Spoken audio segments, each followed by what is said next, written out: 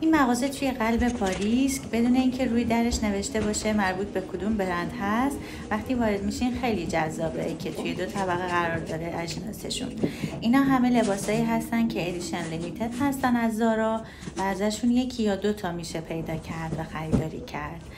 این طرف لوازم خونگیه که چیدمان این بوتیک خیلی جالبه و هیچ وقت مثلا 1 طبقه کامل برای لباس نذاشتن، 1 طبقه برای لوازم خونگی، همه چی با هم قاطی میتونید اینجا پیدا بکنید. اینا هم باز همون لباس ها هستن و این هم باز خوشگله. از اینجا پله ها میریم پایین و یه مقدار لوازم خونه و دکوراسیون پیدا میکنیم. اینا لباس های مربوط به پلاژ و کنار دریا هستش، حوله و وسایلی که لازم میشه برای کنار دریا.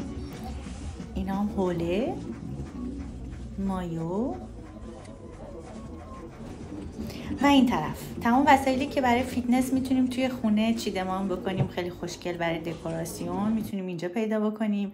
اینم برای پت ها، هاپوها. اینم میزه برای وزن برداری و همینطور این فرش برای یوگا.